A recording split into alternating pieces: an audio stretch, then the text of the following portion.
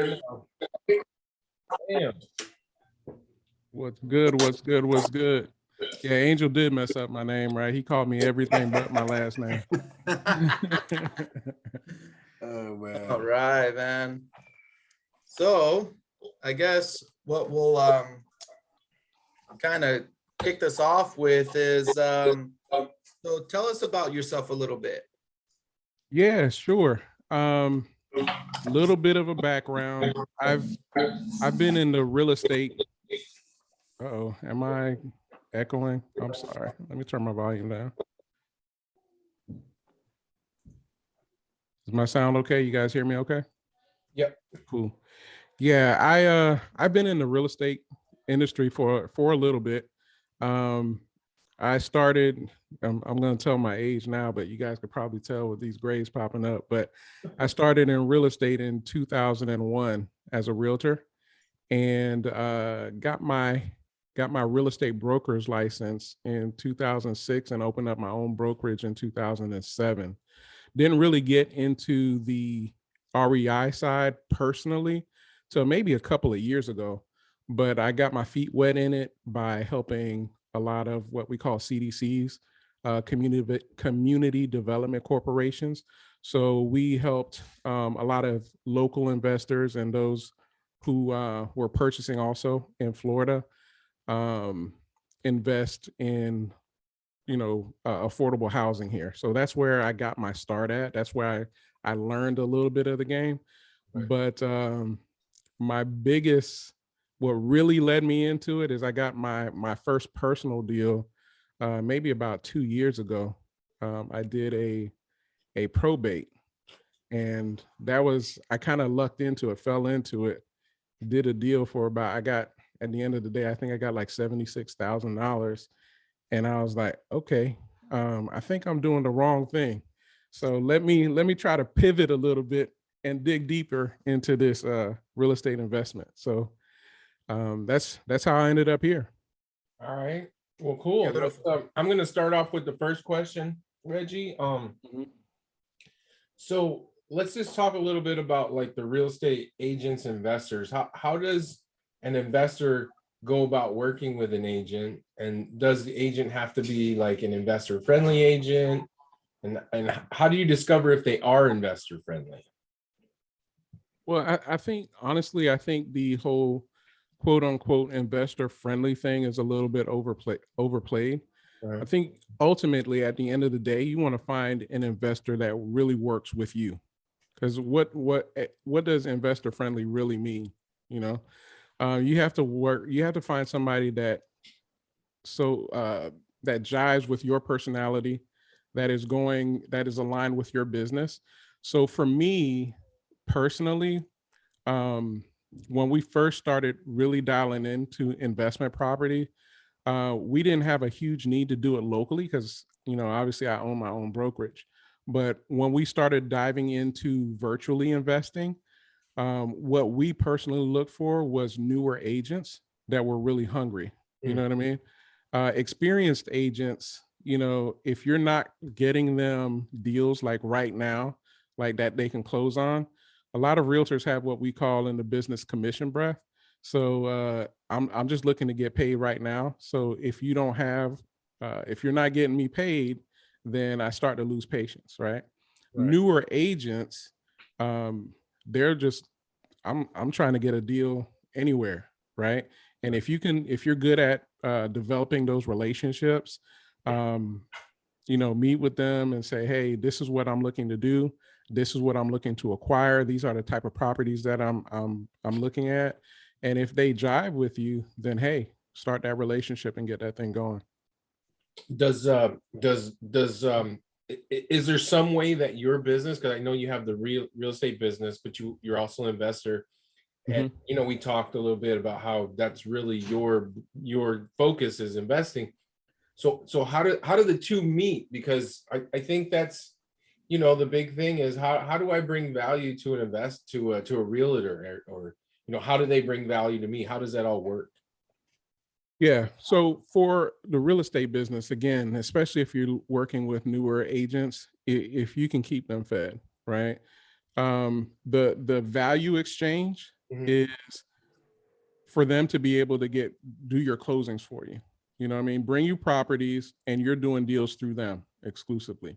So one thing that I would recommend is if you're working in a particular area, you know, get to know a few agents and see which ones that you work with the best and then commit to that person, you know, just like any other thing. Like Paces said that when we're working with partnerships, right? You want to date somebody for a little while, Yeah. see how they work, see what their habits are, see how they communicate, which is huge. And then once you figure out, okay, this is definitely somebody that I want to do business with, then go ahead and tie that up, put a ring on it. You know what I mean? Yeah. So I mean, what is the value that they bring? Because I'm thinking about an agent that I work with here locally, and we use him, you know, whenever we need to sell a property on the market. So that's us bringing him value. Right. So what happens on the other side of that? The value that you're bringing to them is How can they consistent. bring value to you? In other words, you know, Okay. The value that they go ahead. I'm sorry. well, it kind of has to be both ways, right? So we're able to bring him properties, and so once we fix up a property, you're like, hey, Nanda, we got a property, it's ready to sell. He goes off and does his thing. But then on the other side of that, I mean, how should we be approaching him on helping us? Right. Right. So honestly, I would look at it the other way around. Um, Okay. what can I do to bring value to them? And if they're a good business minded person, they'll be looking at how they can bring value to you. And I mean, this is not a relationship meeting or anything like that, but Yeah. if you're always looking for the other person's best interest first, you know, let that other stuff take care of itself. You already know what you're wanting, and after you date them for a little while, if they're not bringing value, then you can address that at that time. But Yeah. the value that you want to bring to that agent is, hey, I'm serious about this business. If this relationship works out and we can scale together, I'm going to use you exclusively. So this could be a stream of income that you can count on consistently outside of what you're already doing right now with your broker. You know what I mean? Yeah. So and in addition to that, I mean, where the relationship could go outside of that is they can start learning from you. You know, how many agents have you talked to right now that, you know, believe it or not, a lot of agents don't even know what an ARV is, you know? Yeah. The only thing that they understand is I know how to do a CMA, you know? But Right. you ask them, well, what's the ARV? Well, what's that? You know what I mean? So there's so much that you have to give to an agent. The experience in investing, you know, you're building up their resume. You know, the experience and I've done this many deals with this investor. Mm. I've been able to do my own deals. I know how to comp. That's another thing that they can do for you. Because how many people have trouble as new investors even knowing how to properly comp a deal to see, is it a deal or not? Should I even go after it? You know what I mean? If you can get your agent that you're working with to be able to just comp all your deals, hey, I got a lead, take a look at this, give me the ARV. Is this a good deal or not? We'll send that back to you. It's a lot. It's endless. You know what I mean? Yeah. You want to get to a point where this is somebody that could virtually be part of your team. You know what I mean? Yeah. Yeah. So, I mean, with that being said, like, you know, having them be a part of your team, going off of that, how, I mean, how can, what are ways that we can work with the agent?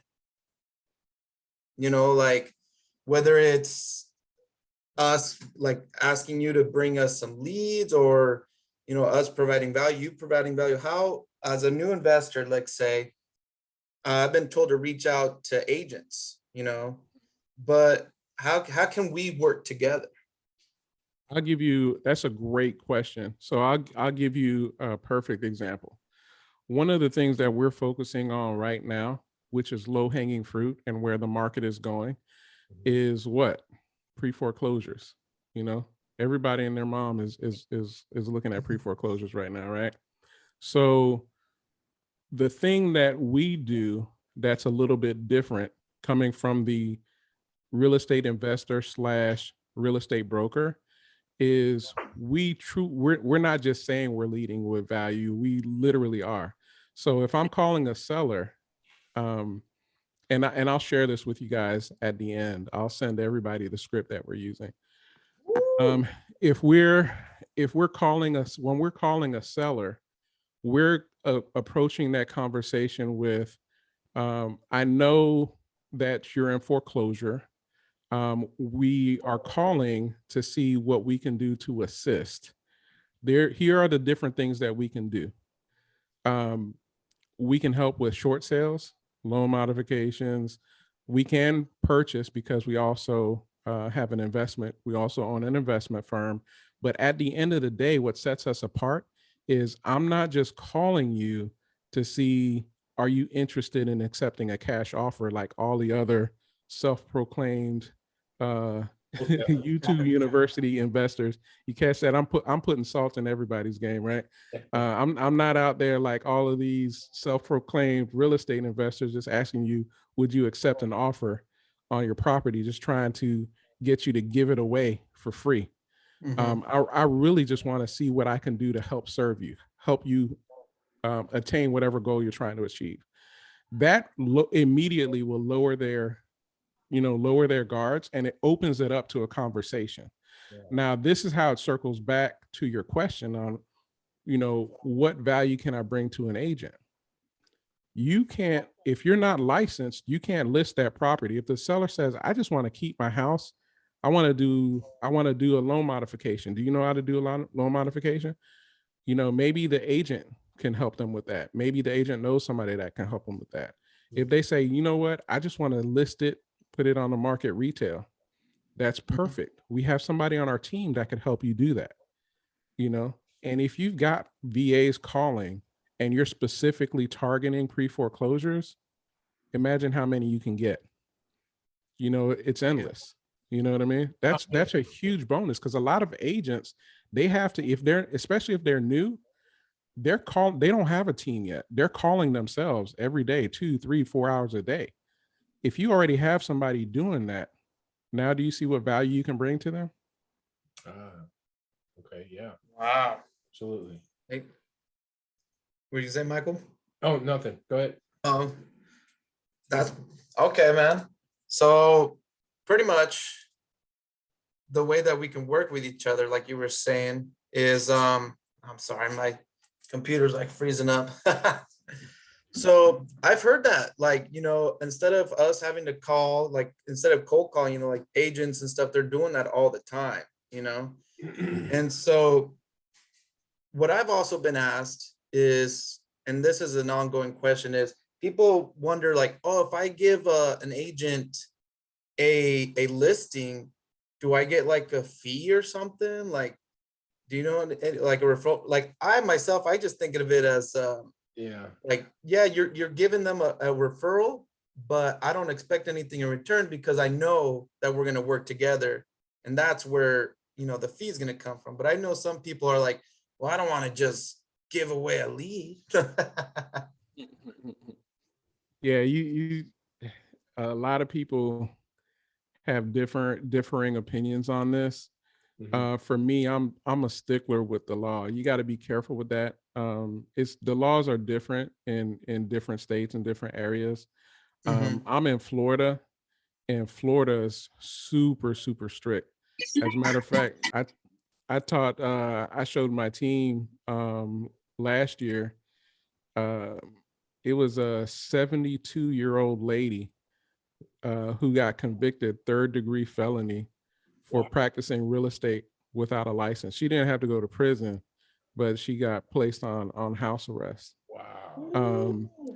And so you got to know what the laws are in your area, and it's really subjective. What does the judge believe that you were doing? So you got to be careful with that.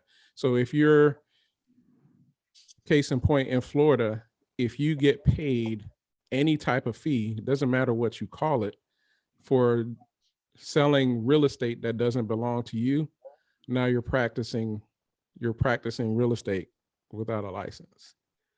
So I'm not saying don't do it. What I'm saying is know the laws in your area to make sure you're not, skirting the line. You know what I mean? Oh, yeah, no, I think the same thing. There's always a fine line, there's a line that, you don't want to cross from going to investor to agent. Yeah, for sure. And why you guys take those classes. I've had people say, well, yeah, I know what you're saying, but nobody's ever got dinged for it. Yeah, that to me, that's scary. I don't want to be the first person. You know what I mean? Yeah. So, I always like to learn from other people's mistakes. Yeah, Jacob has a question right here. How is that different from a wholesale fee or paying an agent a direct fee for bringing you an off-market property? Because that's your deal. It's you're on the contract. Right, and they're an agent, so they can get paid doing that, right? If you're an agent, you can get paid for selling real estate however you want to get paid for it, right? Right. If you're not an agent and you're getting paid for a deal that you're not a part of, you know what I mean? That's now you're getting real close to that line. Yeah. There's a lot of creative ways that you can, work that around, but that's just a risk that you could take. And then again, I don't know the laws in every state. I know the laws in my state. Yeah. That's definitely not something that I would play with in Florida. So hold on. If I sell a wrap, am I in that fine line? Well, it is a fine line, but now what happens is now at that point, now you're remember what I said about it being subjective. If you ever have to go to court, it's an interpretation of the judge. You know what I mean? Interesting. But for me and me personally, I don't want to ever leave anything that involves me up to somebody else's interpretation. Correct. So you just got to make sure this is what we do, right? We do creative. There's always a way that you can structure something to make sure that it's legit and above board. Yeah, because an assignment fee is so he brought up, Jacob said, how is that different from a wholesale fee? Well, a wholesale fee is not really what it's called. It's called an assignment fee. And you're assigning the contract to another buyer. You're like giving your rights up to that contract by assigning it. And you're not getting paid technically for selling the house. You're selling the paper. Right. Exactly. Because you were contracted to buy that house. So you were directly involved with that house. I signed my name with this seller that I will buy your house. Now I don't want to buy it anymore. So now I'm not selling your house. I'm selling my interest in purchasing your house. That's why I say this. You have to be really technical and pay attention to every I and every T. Oh, yeah. You know what I mean? Yeah, that's one thing that's one of the first things that I learned as a wholesaler. Never say that you are selling houses and that like you are not selling houses. If you go around as a wholesaler saying, yeah, I sell houses. No, you don't. You sell contracts. You reassign that contract for a fee. So how do we reword that Angel finds wrap buyers? I find wrap contract buyers. The way I always do it to be safe is I have interest in a property and I'm always selling my interest in a property. Okay. And everything that I do, I always add disclosures and I always use that same language in everything. Yep. And then in addition to that, I don't ever close anything with a title company. I always close with a real estate attorney. Yeah. So this is where the question comes up, I meet a lot of people and I've even considered it, right? When I first started thinking about real estate, because I was leaving my old career and I wanted to do something different, and real estate was something I felt like I could do from home. And, it was kind of an end game for me. I started looking at becoming a real estate agent. And, Facebook listens to us. I'm pretty sure of it, because as soon as I did, I started seeing the wholesale real estate up on Facebook. All the ads pop up. Yeah, so I went that direction because that was kind of my natural inclination, but it's not always other people. Some people want to jump into, getting a real estate license first. And are we leading down that road, especially with the laws changing, as that goes? Yeah, I mean, there's a lot of different states that are starting to incorporate that law where you do need, is that what you're saying? You need to have a license to do wholesale and What's the stuff. important of us as investors, maybe getting a license ourselves or having someone on our team that has one? Yeah. I'm gonna tell you like this. I'm when it comes to business, I'm just pretty straightforward. Like I've had people on my team in different areas ask me the same thing, and I'm like, it is what it is. Do it till you can't. And then if you can't do it because some type of regulation, then make sure you meet whatever those regulations are. It is what it is. I think I mentioned that to you the other day. It's like, what if they told you you needed to have a license to keep your kids? What are you going to do? Yeah. Are you just not going to get that license? Or it could be every day it could be something new. So you just got to do whatever you got to do to keep on doing what you're doing. I know some people are in here just saying, take the kids. I know, right? Honey, you need to get your real estate license. Or they might be, well, it depends on which kid it is. Yeah. You know what I mean? But I hear what you're saying. Like we, as business owners, as entrepreneurs, we need to learn how to pivot because life's going to throw a curveball at you. Exactly. And it's things are constantly fluid. Things are constantly moving and changing. If you're not ready to evolve and move with the changes that are happening in the business, then you got to reevaluate. Am I in the right business? Yeah. Especially with real estate, man. Laws could change on a daily, weekly, monthly basis. You know what I mean? Crash. The markets are cyclical, so the markets go up and down. Exactly. So we have to change with that as well. But look at all the support, even just in the Zoom alone, and now we've got over 300 people in the Slack now. I mean, tons of support here. Yeah. I mean, this is there's so many different facets to the real estate industry. To me, this is one of the best things that you can do in the world because you pretty much determine, your own altitude, where you go, how much income you make. It's all really up to you. Doesn't matter if you've got a doctorate degree, a master's degree, a bachelor's degree, or high school or nothing. You yourself, are in control of wherever you go with this business. And the thing that I like about the REI squad, man, is I've been in so many different mentorships. One of the things that hurts me the most is people investing a ton of money to get into a mentorship, and then they haven't done a deal in like 6 months or a year. Yeah. You know what I mean? Yeah. And it takes community. This is what we call as a tribe.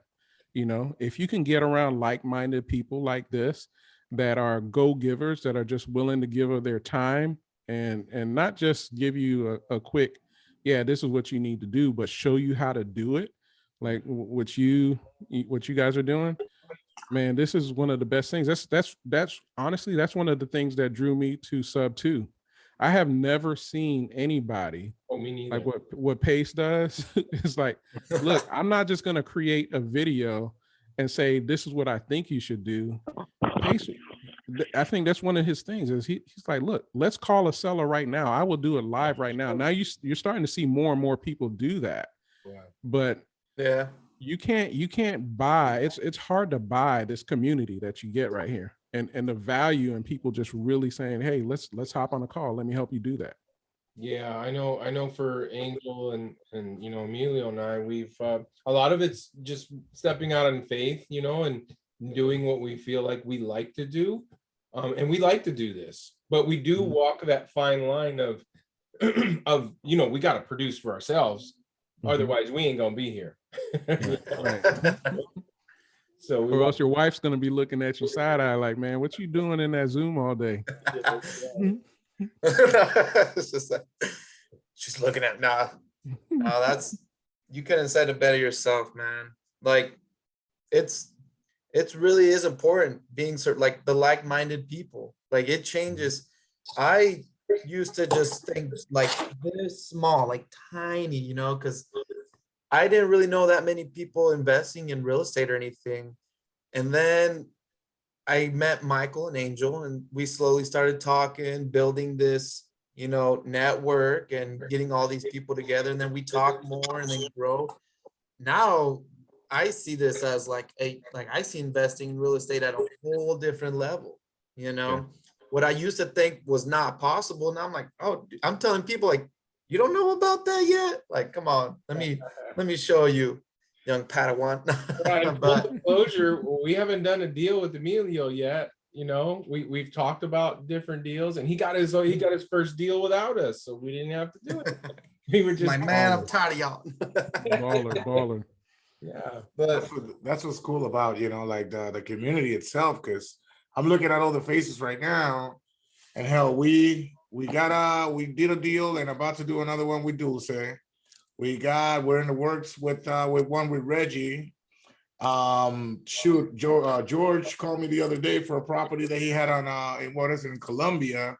So you know what I'm saying? I mean, we all bouncing deals with each other, and this is the magical part of this, you know, like you know, having the community and all, you know, pretty much all the faces and the people that show up is the people that actually, you know, make it work, make it happen. I mean, you got to keep showing up, you know. Bro, that's so key right there, bro. That was my mindset. I am like, and I'm a hybrid between a visionary and an integrator. I've always had my own businesses, even since middle school. I had my own business, like selling candy and stuff. I've always just been by myself doing things, right?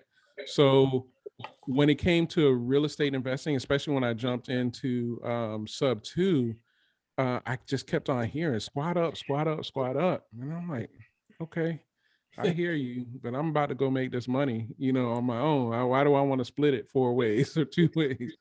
And it took me a minute to figure it out. You know what I mean? And it's just common sense.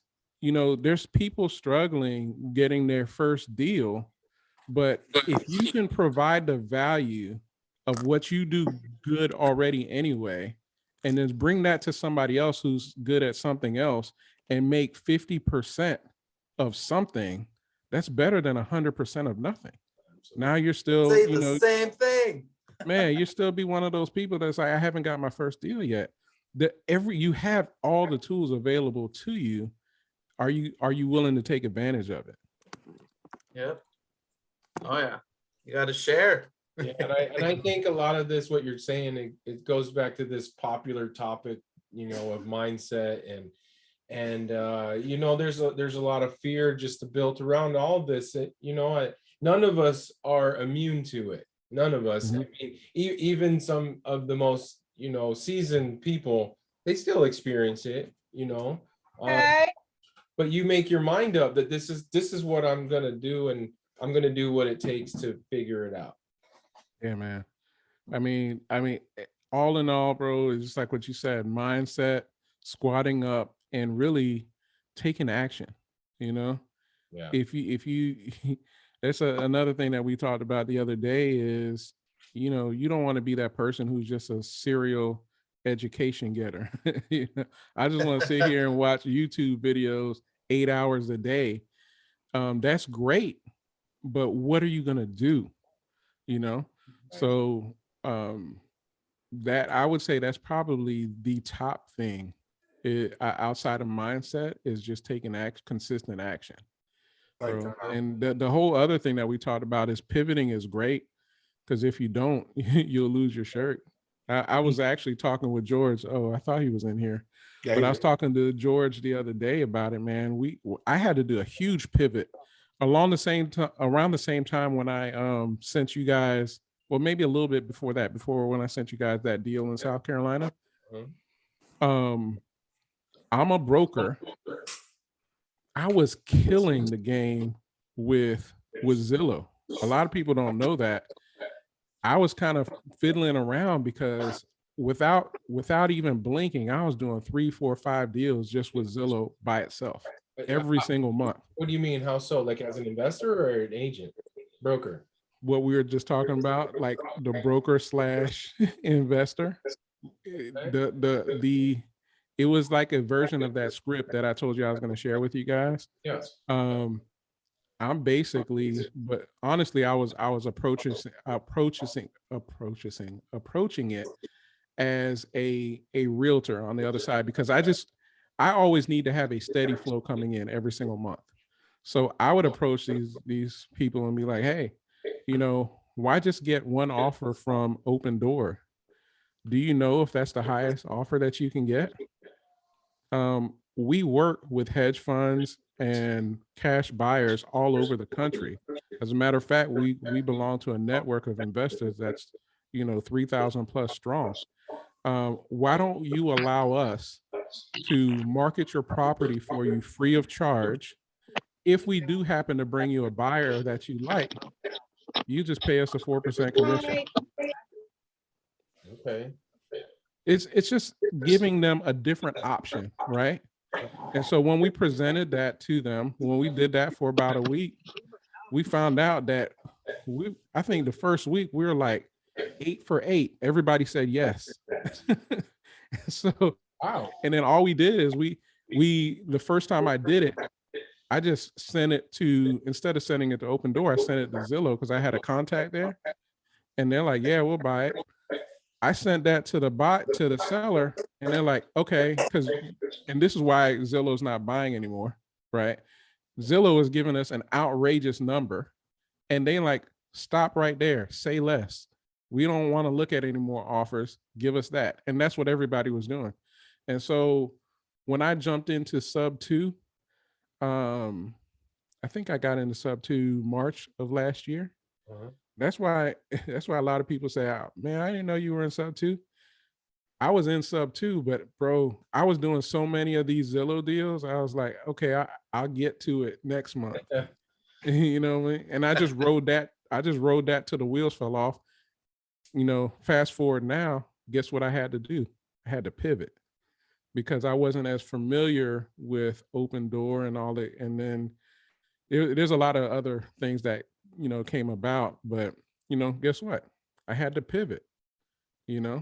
And so to learn, right? That's what I'm saying, bro, is you have to be able to go with the flow. It doesn't matter if they say you need to have a real estate license, or you need to have a wholesale license, or you need to have this. You just got to be able to pivot. Yeah, and I think lots of us could think of examples of where we've had to pivot in our life, Oh yeah. Mhm. and just think about that time and how you did it and how it all worked out, and just keep that in your sights. Absolutely.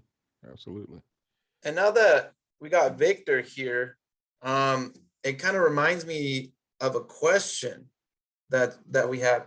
So as a broker and as an investor, like how do you manage to like separate, like, because I know Victor last time we were on here, he was really struggling with like, man, how do I reach people as an investor, or do I reach people as a real estate agent? Do I call them as, one or the other, or do I just completely ditch the agent side and go straight to investing? Yeah, that was an awesome question. Actually, Victor and I talked about it, I think a few days ago. And what I do personally, and I won't ever recommend anybody do anything that I haven't done myself. It's not about theory. It's about what is it that you do, right? For me, when I approach, I'm not just throwing around that value word like this because it's cool because everybody says it. I truly am leading with value. So the same example that I gave you in the beginning of how I'm approaching sellers, I'm just strictly approaching them with, what can I do for you?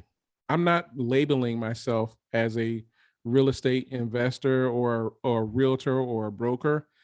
I'm just calling to see what I can do to help. And the way that I can help, these are the things that I can do to help. I find that if you just want to label yourself as, hey, I'm just a realtor, to the client, well, I'm talking about client facing or seller facing, I'm just a realtor, you're gonna box yourself in, right? If you're talking about how do I see myself as a real estate investor that happens to have a real estate broker's license, right? Because at the end of the day, I don't know if I'll ever stop dabbling in real estate. Unless Jesus himself comes down and say, hey, I don't want you to do real estate anymore. I'm like, are you sure?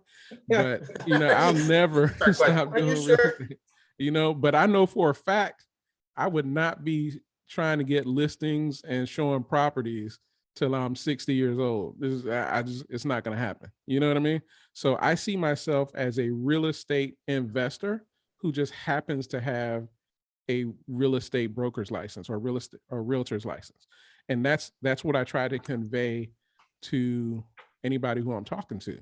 Yeah. Like, yeah. Honestly, I just want to help you. These are the things that I can do. And then based on what their response or based whatever their needs are, that's how I address it. Yeah. A couple things come up in my mind when you said that. Because we always in our lives, we get asked, what do we do? And also I meet a lot of new people that are having hard time getting deals, or they're getting properties and it's not necessarily a deal, right? So you've got to go back to the fact that you're a problem solver. That's what you are. Any problem, be it real estate or whatever, that's what your goal is, or that's what your MO is. There's nothing more true. I think, who are the richest people in the world? Most people, if you study business, they're going to tell you salespeople are the richest. But what do salespeople do? The most successful salespeople solve problems. Yeah, it connects. As simple as that. They find a person with a problem, and they find a solution, and they put it together. And you want to make more money, solve bigger problems. Yeah, Exactly. That's what I started telling people at my local REIA, or when people ask me what I do, I'm like, I'm a problem solver. Oh man. Did you guys, They're like, did "What do you anybody in here watch not last night's air meet, but the one, I think it was last week, where Amy introduced how to find lenders? And the way she put it was, she's like, I go to parties just to find lenders. If there's a party going on there, because I'm talking to people and they're asking me, what do I do? And as soon as they ask me what I do, I tell them that I help people make double-digit returns by investing in real estate. That's what I do. Yeah. That's beautiful. Yeah, I learned it Let's go. Actually Pace was talking in one of his videos about raising capital. They'd mentioned that when somebody comes up to you and they ask, what do you do? They're not really asking what you do. They're asking you, what can you do for me? That's truly what they're asking, So now that when people ask me, what do I do? I let them know what I could do for them, So like when people kept asking me, what do I do? I used to just say, oh, I'm a, real estate investor. Or I used to say, I'm getting into real estate investing. But that doesn't really let them know what I can do for them. So now I say, I'm a problem solver. If you have any issues with a property that you're struggling with, I solve that problem. Yeah. So next time somebody asks you, what do you do? Change that mindset to what can you do for them? Because that's really what they're looking for. That's dope, man. Yeah. So 100%. Emilio Jacobs asking a question. I wonder if we ought to just bring him on to ask his question so we get a clear understanding of what he's asking. I see he asked a few different questions, but they're kind of in the same vein. Yeah, I mean, we're almost kind of towards the end here, right? Okay. So we can't deviate too far from now, right? Yeah, so I guess we could just end with the last few questions, and then we'll go take some questions from everybody here. Yeah. Yeah, Let's do that. So go ahead. Go ahead, Michael. Go ahead. Well, I was just going to ask the last few questions. So, books, we all like books. We read books. I think all of us here do read books. Can you recommend a book for us? What are you reading right now? Man, my favorite book is always the last book the last or the current book that I'm reading. Right now, a good friend of mine and now a brother, D, sent me a book last week, and I'm on my third time reading it right now. It's called $100 Million Offers by Alex Hermosi, I think it is. But when you look it up, it's just $100. It's not spelled out. It's with the $ 100 and then M and then offers. It's an amazing book because it could apply to whatever it is that you're doing. The basic premise of it is just like a lot of people who's made it big, they hit rock bottom, where he spent his last check. And I identified with it because I was there. I hit rock bottom in 2000, about 6-7 years ago.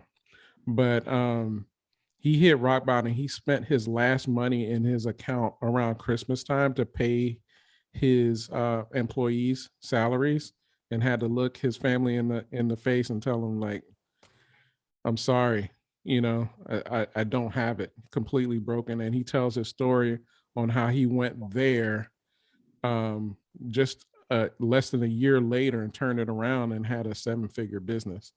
But he goes through the psychology of making those offers. It's the premise of the book is making people offers that are so good they'd feel stupid to tell you no. What better psychology can you learn in the business of real estate investing when our baseline business is talking with sellers and convincing them to do business with us? So that's not only did it just resonate with me personally, just because of my past, but the ideas and the psychology that he teaches in this book is stuff that I haven't seen in a lot of different places. Awesome. Yeah, I think Sharon just posted it in the squad. If you guys And awesome. the material already dropped it. Awesome. So Yeah. There's something exciting that you're doing with making calls, and you were telling me about it, and I would love for you to share that with the rest of us. Yeah. So we have a brand that we're starting called myresource.com, and resource is spelled with a REI, just trying to be cool and clever, right? Like you guys. So myresource.com. And in that my resource, and it's not done yet, and I haven't blocked off the website. So yeah, you can go to it. I probably shouldn't even have named the website, but we're going back to what Mike is saying is we have our own Zoom. It's a virtual office. There's a lot of people in Sub 2 that have a virtual office, and we need to have more. It's built around the same thing that we're talked about today, which is community. But with mine, I really want to, I really have a focus, and George, one of my partners here, George, is in it. We have a focus on helping people realize that first deal, get that deal closed. So we have a lot of rooms in our VO, but the public rooms are, one of the public rooms is a seller's room or a sales calls room, where anybody can come in there, listen to calls, at least for a few days. But after a few days, we want you to be making calls. While you're making seller calls, you'll get feedback right there immediately after, within just a couple of minutes. But even before that, we'll even go and make those calls for you to give you a framework to say, okay, this is how you do it. This is what you want to say. This is how you want to respond. This is what you do. And then after a couple of times like that, now you start making calls, get feedback. And then it's built around community, just building a tribe, just like what you're building here. It's easier for me personally. That's what I found, because I was in one of my brother's VOs for a minute. You guys know Keston. It's easier to be making calls around other like-minded people that are making calls as well, instead of just sitting at home by yourself. Because it gets mundane, right? Oh, but yeah. not only are you beat yourself up too. Yeah. But not only are you, making those calls, you're making those calls around other people. You feed off that energy. You feel what I'm saying? Yeah, absolutely. So That's amazing, man. And it's not even like George and Angel too. I mean, these guys are what I call seller whisperers, right? Like I would, before I can talk to sellers, but for me, what I do personally, I always get reps in every now and then, right? But for me, what I focus on, I focus on doing what I do best, and I delegate the rest. So if I need to get something done like right now and get it closed, I'll send it to George. I'll send it to Angel. You know what I mean? But it's important for you to learn how to do those things. And this is the environment that we're providing in there. And I definitely, anybody who wants to do it, I'll go ahead and post it after we're done with the questions. I'll post it in the comments on how to access it, but you guys are more than welcome to come through. Yeah, those breakout rooms are really cool. I'm still trying to figure out how to set up ours, because you can have things going on just like you walk into an office and there's multiple doors to walk in. Some of them need a key to walk in because they're private. Others you can walk into the conference room. But yeah, we have a couple public rooms that like we have 2 training rooms. And one of the training rooms we're playing Pace's Sunday service around the clock. Another training room where I'm going in after I get back off vacation, that is. I'm going to be doing a course on Facebook ads. You know what I mean? How to get PPC ads. So there's always going to be something going on in each one of the rooms that will fit somebody's needs somewhere. that's awesome. When is this expected to be finished, bro? I'm kind of excited to check this out. Well, the website's not done, but the VO is open right now. We haven't made it public. As a matter of fact, you guys are the first group that I've told about it. Yeah, we showed up in the main room and there was music playing. I kind of like that, where you walk in the main room, music going on. Okay. Yeah, man. So you guys are definitely more than welcome. And like I said, I even extended the invitation to you guys. You guys want to make calls in there, because everybody's busy. Everybody's doing some different things. Yeah. So if you guys are making calls, you can go in there, and some people are like, hey, Angel, can you help me with this call? Because Angel extended that invitation last week. He posted his cell phone number right here. It's like, hey, you guys ever need help? Give me a shout. Yeah, awesome. So yeah, that'll be we appreciate that, man. That's real value right there. yes, sir. Oh, as a matter of fact, George, I didn't even see George was back. George, can you post access to tell people in the chat how to get to the VO? Yeah, you want me to post the link and password? Yeah, post the link and the password. Yep, I'll do that right now. Look at George's setup there. He's got the mic and everything. Is there a channel that we should put it in, maybe? Is there a what? Is there a particular channel we should put it in, that you should post it in? Oh yeah, I can post it in the channel. Want me to put it in general? Ask Yeah, you we can just ask do, like, Emilio at everybody. For what are we doing? He's gonna where should we post the invite for the VO?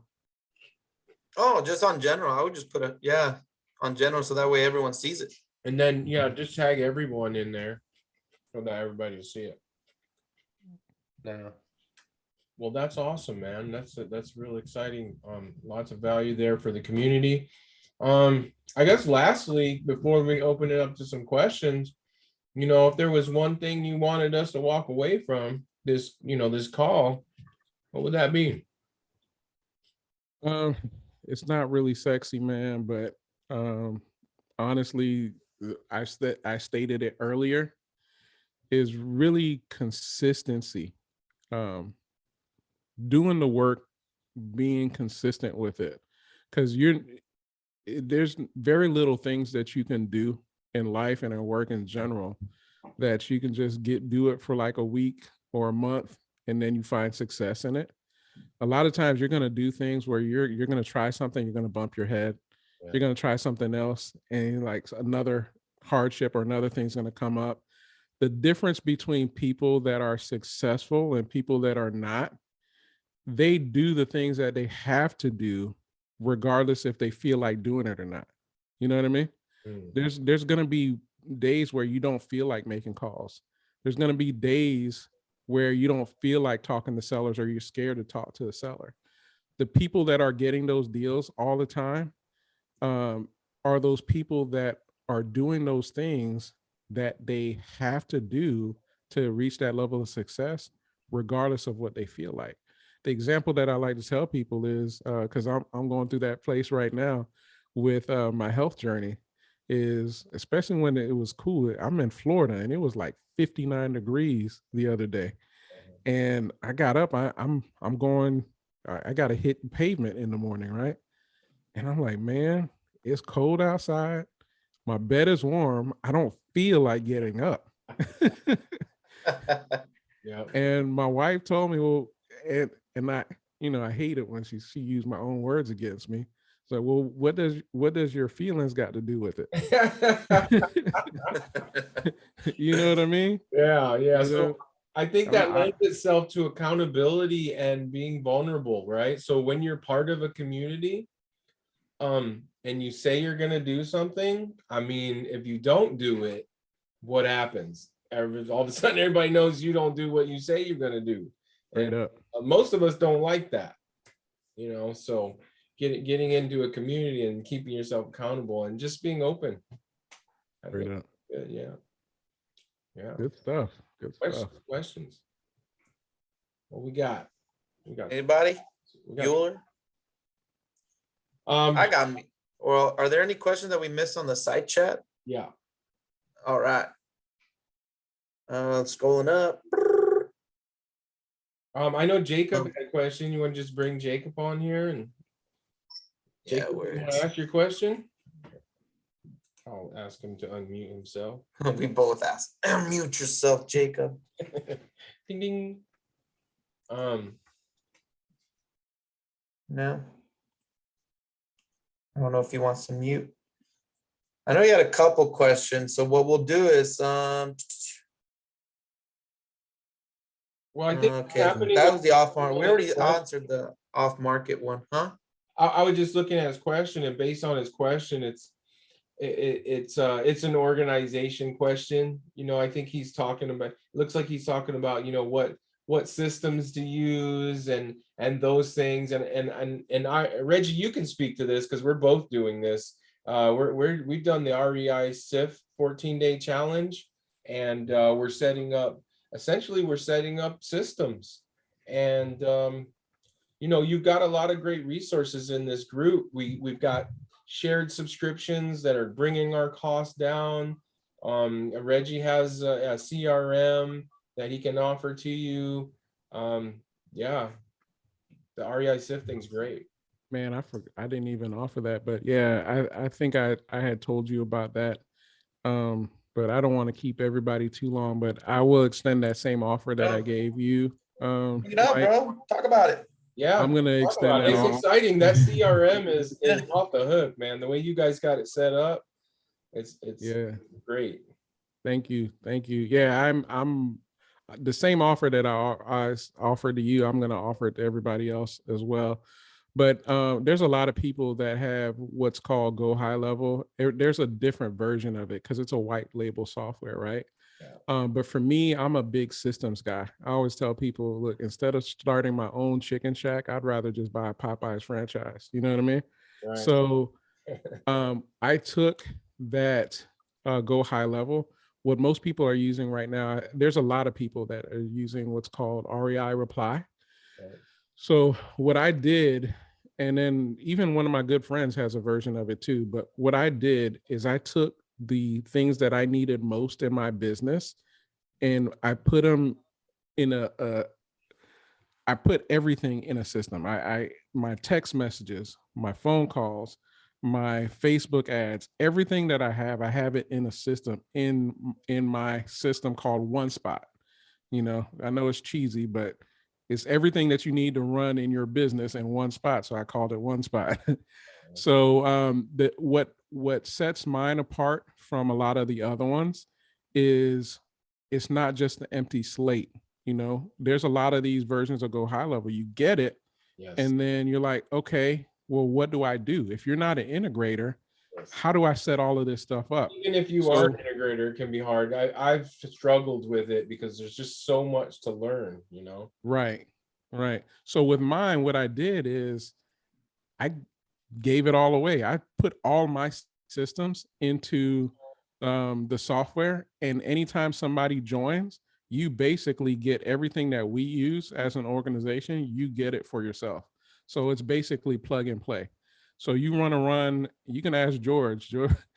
that's actually how that's one of the first things that I did with George. And he's like, dude, how did you do that? Like, we have a buyer's campaign, a text message buyer's campaign, and you can ask him. He got something locked up a couple days ago, and he ran the buyer's SMS campaign, and I think he had probably like 15 buyers within that first day.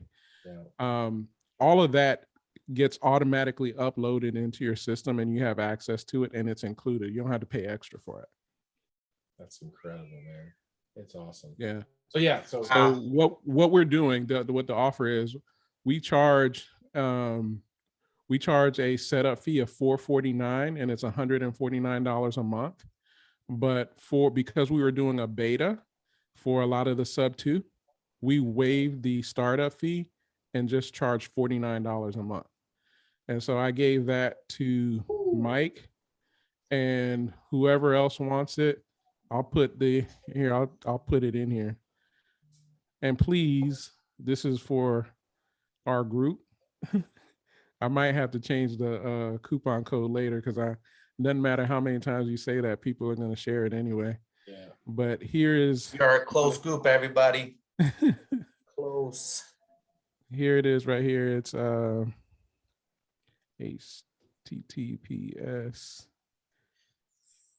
Copy. Dot Paste to pro. Instagram. Yeah, and if you're just now learning, and these system things are something that's making your eyes glaze over, this REI SIP, it's great because it's only $99. It's a 10-day challenge. It's a 14-day challenge, but 5 days for the first 2 weeks, 5 days, right, or 10 days. And then the last part of the challenge, you actually start to implement. But it's really good because and I think because in the beginning, when you go through the first few videos, you're getting some entrepreneurial 101 stuff, how to manage your time, how to track things, what's important, those kind of things. So I can't say enough about it. 100%. And I mean, in our 14-day challenge, we locked up 2 deals, in the 14-day challenge. And then my VA just, this is what, our 3rd week? Because I think I got so excited about it. I told you, Mike, what I was doing on like day 2. I couldn't contain it. Yeah. And so I think this is our 3rd week. Okay. And she just sent me another one yesterday. Well, 3rd week, meaning you're working on the 4 days, the last week. Mm-hmm. Yeah, we're in our last week too today. Yeah. Day. I'm not gonna lie, I wasn't as much as I said consistency. I wasn't consistent with it. But I mean, I got a lot of plates spinning, man. But I mean, 2 deals locked up, and I got another appointment tomorrow. In 3 weeks. That's pretty good. I just like to plug and play. I just like to plug into stuff that's already working and make my life easier. Yeah, the guy that does the videos, what's his name? Not Tyler, but the other guy, Zach. Zach. Yeah. He explains it kind of like this, like if you pull a list of, say, 5,000 records, right? You're going to get overwhelmed really fast because that's just a lot of stuff. And what they're teaching you to do is to find the clean data and only skip trace that data. And then later on, go back to the incomplete data and find ways to maybe skip trace it. And if you can't, then it becomes another kind of campaign, another kind of marketing, direct mail, door knocking, and even with the stuff that you do skip trace, you're not going to get a hold of everybody. So what do you do with that? Just throw it away? No. But going back to having all those records and it being overwhelming, teaches you to really zoom down, right? And instead of 5,000, deal with 100, or 10 or whatever. Yep. Yeah. Most people don't want to be. Most people just want to have that machine gun approach. I'm just shooting everything. Yeah. With REI Sift, it's really teaching you how to get laser focused and be like a sniper. You know what I mean? So that's why you can just have a small amount of leads, but maximize it and make more money or get more closings than somebody that might have 2,000-3,000, or 2, 3, 4 times what you have. And you're spending less money. And they're teaching you in some of the first videos how to budget all that out. Because how important is that? I mean, one of the worst things you can do is go into it not really knowing what you're spending, because that spending gets out of control. Next thing you know, you got softwares you don't even know you got. Yep. Man, we should contact REI Sift. Hey, we're pushing your product here. You know what's so funny is we were meeting with our we meet with our VA every day, and we're hiring another one, but we had the CSM and a trainee in our video and our Zoom calls the last 2 days. And they said that everybody's using this REI Sift, lots of sub-2 students. And mind you, Start Virtual is a company that Pace, Matt Beard, and Cody own, or they're co-owners in it anyway. And yeah, lost my train of thought. You don't hear a lot of you don't hear a lot of people talking about it in the mentorship or really across the board. Yeah, It's just, you really just got to get plugged in. Like I like to tell people, if you don't hear something, like usually the loudest person and the most successful person is not the same person. It's not the same people. You know what I mean? The people that make the most noise aren't usually the most successful people. Well, Matt Beard is actually taking the course. No. I don't know what Matt Beard I've is heard doing. he is. I've heard he Oh, is. okay. He's not telling anybody. That's what they Right. told me. That's what I'm saying is Yeah. you got to really pay attention. A lot of the stuff that people are doing, they're not talking about it. So you got to pay attention. But I'm sure he will share it though, because they pretty much share everything. It's probably the fact that they want to make sure they vet it out and make sure they get their system down before they put it out to everybody else. Yeah. I will say Kind this. of like that PACE method. Yeah. But I will say this, like usually when it comes to products that you have to pay for, usually I don't push like products because I myself was always like, man, I don't got money to spend. Like honestly, like I was like that. But with this, the REI Sift, I tell everybody about it. Like at my last REIA group, there's this couple that they're starting going direct to seller. They're flippers, they're well-known flippers in my area, but they're just now starting to try to get to direct to seller. And I'm like, before you start, try looking at this it's like $99 for 14 days. It's called REI Sift. I wish I would have started with it because, dude, I love how organized it is. Like my OCD sometimes gets crazy. And the fact that they were describing how organized your data gets and everyone stays in a line and you'll be able to figure out, tracking your KPIs with it is just awesome. Give everybody a disclaimer though. You might have to watch those training videos like 3 or 4 times because it is. It's pretty intense. But once you get the hang of it, it's like awesome. It's a cheat code for your business. You're gonna need to study it. You get it. Yeah. Well, I actually have a quick question. I don't know if it was answered, and I don't see anyone's hands being raised, but I have a question for you, Reggie. Maybe other people will have the same question and no one's asking it. So going back to, working with agents, right? And how we're able to, work with each other. Let's say I want to reach out to agents in my area, like they're new agents or, they're wanting to learn more about working with an investor. And I meet up with one and he brings me and I tell him, bring me properties that are, the problem properties, stuff that you can't list it, or, you as yourself talking to the seller, that either one, they're pre-foreclosure and, if they list it, they're going to end up paying money, right? So going with an investor sometimes is a better route. And let's say they bring me a good lead and we close. I've talked to a couple agents and they don't know the answers to how will they get paid. Like for instance, I talked with one agent and because he brought me a lead, Mhm. And I was like, well, bro, like if I close this, how would you like to be, like, would you like a commission, or were you just like, like, let's say I reassign this, would you want to split the assignment fee? And he's all like, I don't know. Hmm. He didn't know how he could get paid, like, while still being like, legal in a way. Bro, realtors could get paid for several things. I'm not gonna try to recall stuff I learned back in 2001, but there's like a there's like a thing, bar sailor, and it's an acronym for all the different ways real estate agents could make money. It's like buy, auction, rent, bar, sell. I don't know. It's a lot of different ways, right? Basically, what I'm trying to say is the same thing with what you're doing with sellers. You just get creative with it. How do you want to make money? Do you want to pay them a flat fee?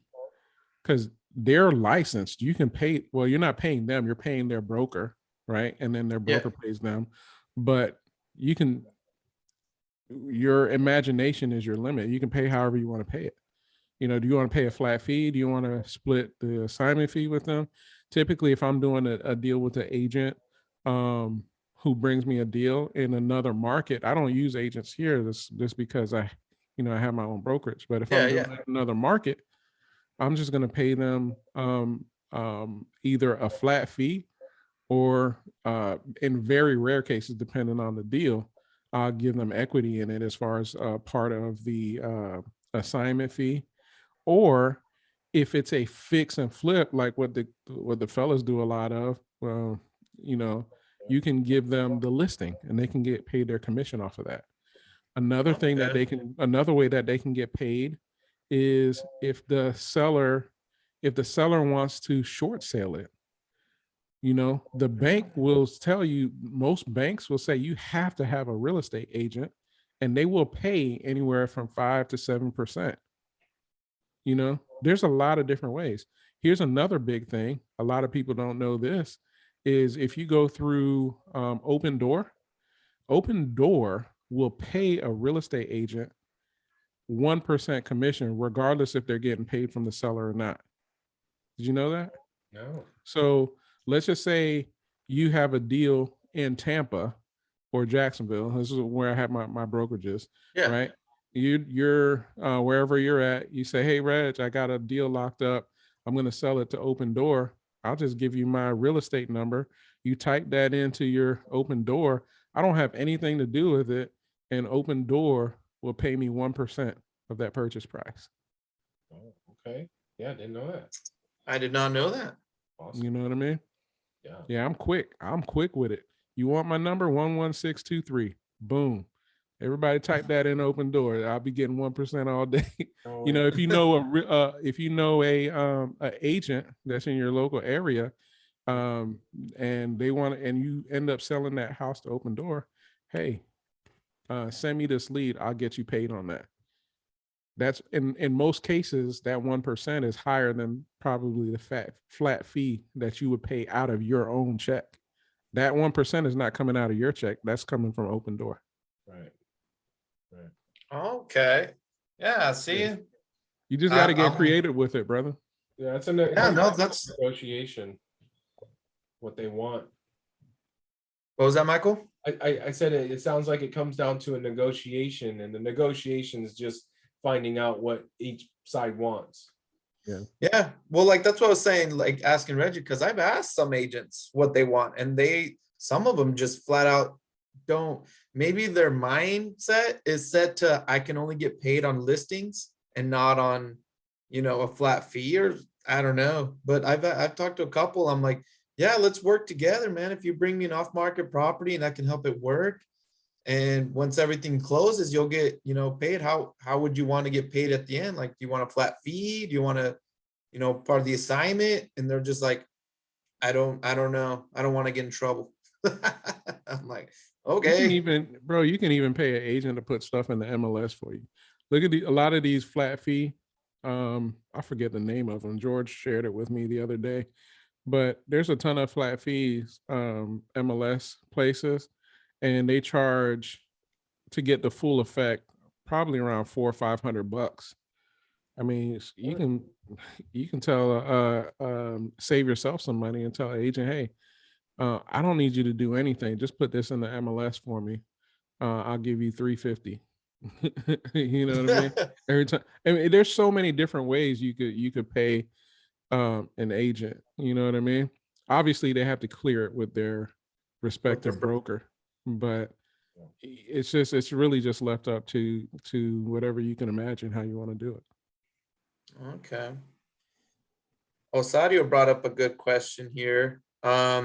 He asked, how do we know an agent's actually presenting out all cash offers to the seller? How do you know they're presenting? An agent is So I'm assuming what he means is like, if I talk to an agent and I tell them like, oh, can you tell your, like I believe what it is, it's listed. I'm not really sure, but if it's listed and I'm giving them like my offer, how can I assure that that agent is presenting called that offer? entry only. Victor says it's called entry only. Well, most of them, I can tell you most agents are going to do it just because, and ask me how I know. My real estate key just got turned off yesterday or 2 days ago. And I didn't know why. It's because I let my code of ethics training go out of expire. So I had last night, as tired as I was, I had to take that training and pass that test last night. But part of that is you have to present all offers. If you don't, you are in jeopardy of not only being fined, but losing your license, right? So I don't, you can't really guarantee they will do it, but there's things that you can do. For me personally, as much as possible, I try to get my stuff direct to seller anyway. Like, let me talk with the seller myself. Yeah. You know, especially in a hot market that we're in. You know, one of the things that people are doing is they're writing letters to the seller. Yep. As much as possible, I try to, hey, is it okay if I speak with the seller? A lot of people don't ask. You don't know unless you ask, right? Are you The talking worst they can say is no. when you say write letters? What do you mean by that? To the homeowners? Oh yeah. That's one of the things that So yeah, Angel and I found this one at the 8851. It was actually in the house. It's Ruby. I don't. Oh wow. I mean, Angel knows who Ruby is. I guess she's local here, but yeah, there was an offer letter. Is Ruby associated with you? I don't have no idea who that is. That's No, she's a local investor, big but local, yeah. right. So she wrote them a letter, and Reggie happened to lock it up. So I'm wondering what happened there. A lot of people trying, but hey, Hey man, only one can conquer. You cannot discount relationship. I see George smirking in the background. We spent a lot of time developing relationship with his cousin, the seller. Oh, true. It's not his cousin for real. But man, we the spent a seller. lot of time. You know, the funny thing is we build such deep relationships with these sellers. They call us out, like the one that I just told you I locked up. I stopped a foreclosure for somebody on yesterday. This guy, he went through a nasty divorce, and he's trying to get, you know, he doesn't want to have anything to do with his wife. He does not want to make a penny off of that. He said, if I have to pay him some money, he said, pay him a penny so he could cut it in half and throw the other half at his wife. Oh man. We developed such a deep relationship with this guy. We stopped his foreclosure yesterday. We're gonna end up wholesaling this. This guy called me yesterday evening and said, hey man, we come through Florida all the time. I would love to come through Jacksonville and take you and your family out to dinner on me. Hey, for half a penny. For half a penny. Well, you took care of his issue. Yeah, for half a penny, bro. Yeah. Yeah, I thought I was being punked because not only does he didn't want to make any money on it, but he went so far as, guess who was my boots on the ground? The seller. He took all professional photos. He took drone footage of the roof and did closed in and showed me how the roof was. I mean, he went over and beyond, you know, They and do exist. it's crazy. It's crazy, bro. Hire that guy. They do exist. Yeah. But yeah, man. But going back to the letter, I think it's, you know, you have to do what you got to do to gain an edge. So those letters do help. Anything that you can do to separate yourself from the masses, man. Yeah, yeah, and you can tell it's a it's a copy, but it was handwritten. So it's Okay. handwritten, then copied, so they can give it to a bunch of houses. Right. Yeah, I know that's Oh, crazy, but interesting. we don't do we do a for real letter. For real. Even though, well, I'm saying we, like I'm the one writing it, but we do it's like, Yeah. hey John, you know what I mean? It's a for real written, it's not copyright, you know, copied. But yeah, that stuff does help, bro. Nice. All right. Well, I don't know if the group's got any more questions, but For questions for Reg. an hour and a half. Cool. And I'll put my email in the chat. If I can answer any other questions or if I can help anybody, please don't hesitate to reach out. Yeah, and he's in How the can we help you, Reggie?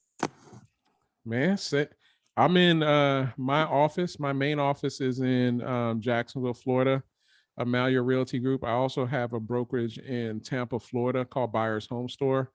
But our main markets, and please don't laugh at me because I know it sounds crazy, but this is my main market, Florida, but we also market Georgia, South Carolina, North Carolina, Virginia, and Alabama. So if I could help anybody in those areas, or if you guys want to squat up, Yeah. please don't hesitate to hit me up. Yeah, and we're doing an ovation with Reggie and his team. So yeah, we can recommend Reggie. Hell, they started cleaning today, actually. Nice. Yeah, these guys are the truth, man.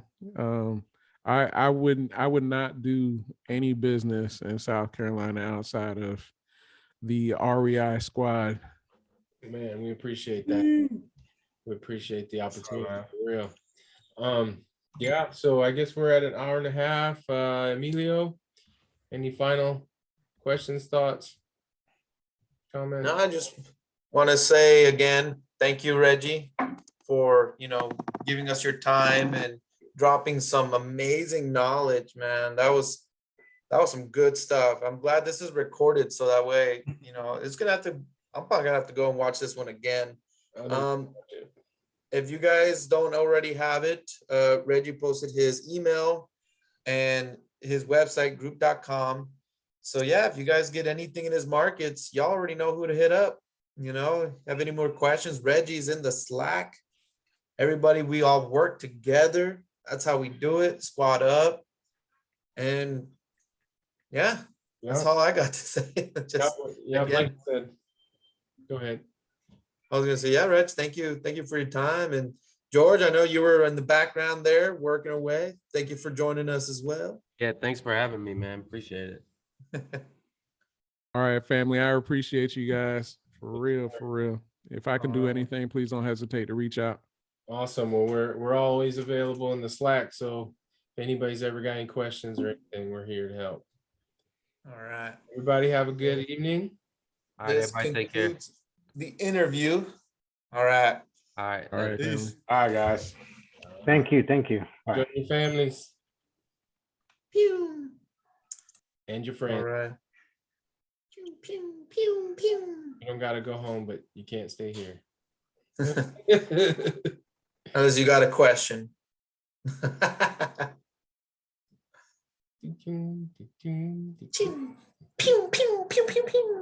All right, here's our favorite part. Who was on but not active? Is Jacob still here? No, Jacob's gone. Hey guys, this is Lincoln. Can you Lincoln, hear me? I can. I just wanted to ask you guys how the auto lead gen challenge was going for you. Man, it's it's a lot of stuff, but a lot of great stuff. We are in the third week of implementation, and like I said, we spent me and my VA spent an hour just dealing with the list because we're like there's a lot. But Reggie has extended his CRM to us, and he's actually going to spend an hour with us tomorrow doing some onboarding, setting up so we've got a call tool called Air Call, then we've got his CRM, and then we've got REI Sift. REI Sift is just for sifting your data. It's really getting the good information out of there so you can skip trace only the good stuff, and then figure out what to do with the rest. And then once it's skipped, you bring it into your calling tool, Air Call in this case, and then the numbers that you don't reach in Air Call, you move back into REI Sift, so you can do some direct mailing.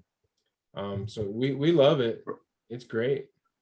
Yeah, it was. I just went through the pre-recorded the challenge over the last weekend or so, and it was just the way they, organize the data and everything they teach each day, and just going through that process of budgeting and setting it all up. It was really great. I just wanted to get your guys' take on it. I haven't pulled any data yet, so I'm new, right? I think I joined a call a couple of weeks ago for the first time, but I'm looking to pull my first data set here around Austin. I'm actually meeting with Horacio. He was also on the call. I met him through this call actually, and we're going to link up this week and talk about potentially working together and seeing what's going on there. But anyways, I was gonna, after that, start pulling my own data and then get the REI Sift account up and working.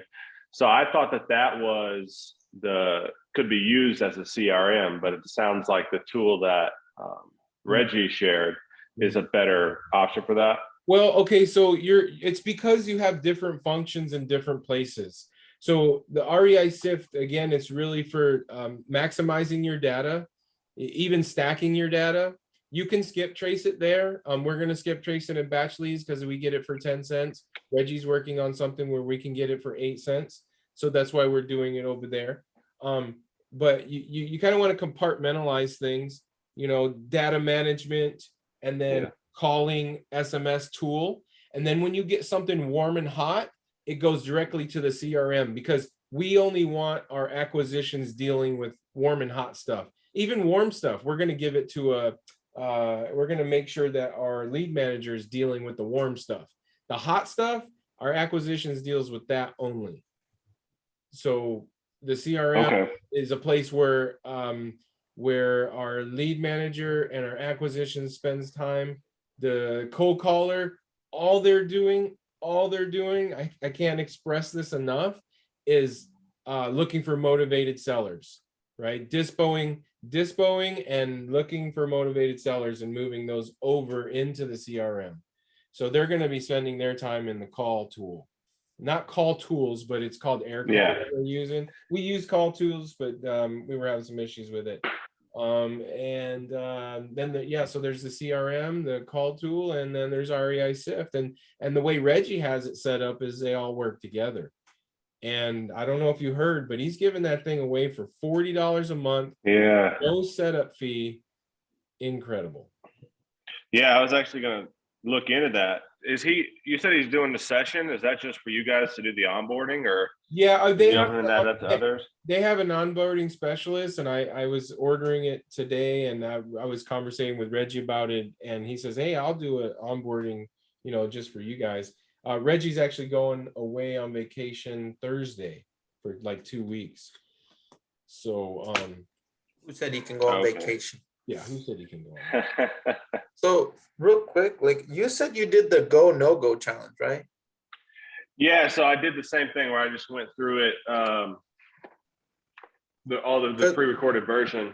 But yeah, because in the REI Sift, they talk about like, okay, you're gonna do the 14-day challenge. You go, you get your leads, and then they were talking about the non-interested people, and then he's like, then you push those into the go, no go. Yeah, You Yeah. know what that is, Michael? So, Like, you know? yeah, I do. Oh, okay. I didn't know if you knew what that was. I didn't know what that was. I do. It's so what is your understanding of it, Michael? Because I was, even after going through no go, no go, it's kind of, so he doesn't explicitly say, this is what I mean by this. yeah, You know, it's kinda, go no go is the what you're gonna do with all your other leads, the ones that you couldn't skip trace, couldn't get a hold of. Bye, Dulce. I wonder if you had a question. Did you have a question, Dulce? Okay. No? Oh, okay. Yeah. So that's why I understand it to be like the secondary challenge to go through, because first you want to learn about what to do, just what to do, Yeah. get it all set up. And then once you got it set up, you're gonna have a bunch of stuff that you can't get a bunch of leads you can't get a hold of, so instead of throwing those away, they're gonna show you how to deal with them. yeah, they go through a flow. He calls it the sensei flow. Yeah, the sense. And it's exactly what you were talking about. Like you go through the first round of, let's say, cold calling, and then if they don't answer a cold call mobile, you text them right away. Yep. And then you can move them to direct mail, right? So they actually have a really good flow diagram. And there's some videos on YouTube. If you just search Sensei Flow, and also that'll point you to the flow diagram as well, just to show how the data, or like, you get raw data in, you skip trace it, and the different avenues it goes based on what criteria. So I think it's really cool for like niching down, and then also accessing the records that you haven't found the owners for. So then there's another step after that called deep prospecting, which is a whole nother. Yeah. So we couple deal. cold calling and texting together, because if they don't answer, then you can text, because some people don't answer their phone. I'm one of them. I do not answer your phone unless I know who you are and why you're calling. Same. And you'll catch my phone on silent often, because I'm focused and I gotta stay focused. Yeah, absolutely. All right, yeah, I just wanted to stay on at the end quick, and then ask you guys and how you're doing. And absolutely. Well, welcome to the group, and if you got any questions, hit us up. Yeah, for sure. I appreciate you guys doing it. I'll continue to join. Yes, sir. All right. All right, Lincoln. All right. We'll talk to you All right, later. thanks. See ya. Bye. Bye.